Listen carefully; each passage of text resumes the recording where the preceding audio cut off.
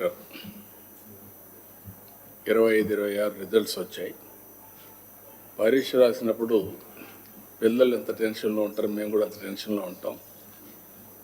Every quarter by quarter, year by year అనుకున్న లక్ష్యాన్ని సాధించడం కోసం ఈ జిఎస్టిపిని ఒక కొలమానంగా పెట్టుకున్నాం. ఇప్పటికీ మీరు ఒకసారి చూస్తే భారతదేశంలో కంట్రీ లెవెల్లోనే జీడిపి పబ్లిసైజ్ చేస్తారు.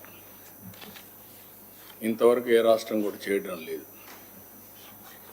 2014 నుంచి 15 ఆ ప్రాంతాన్ని ప్రారంభించి ఆ 3 ఏళ్ళు మానిటర్ చేశాం, 4 ఏళ్ళు.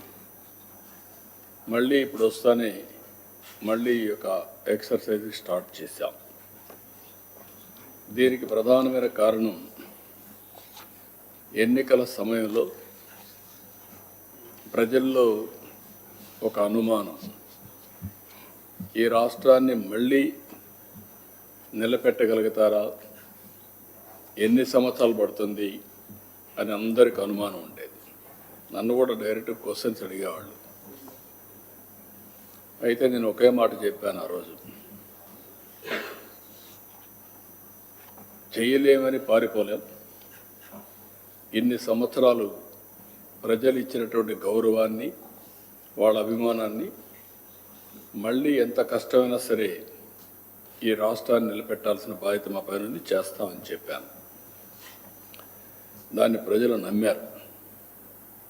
ప్రజలను నమ్మి మీరు చూస్తే 57% ఓట్ షేర్, 94% స్ట్రైక్ రేట్. అదొక చరిత్ర. తెలుగుదేశం పార్టీ ఎన్నో దిగ్విజయాలు వచ్చాయి, కానీ ఎన్నో ఎలక్షన్లో ఫేస్ చేశాం. కానీ మొన్న ఎలక్షన్లో మాత్రం ఒక నమ్మకం, అంతవరకు జరిగినటువంటి డిస్ట్రక్షన్ రెండూ కలిపి ప్రజలు ఓట్లేసే పరిస్థితికి వచ్చారు. ఎలక్షన్ నేను ఒక మాట చెప్పాను,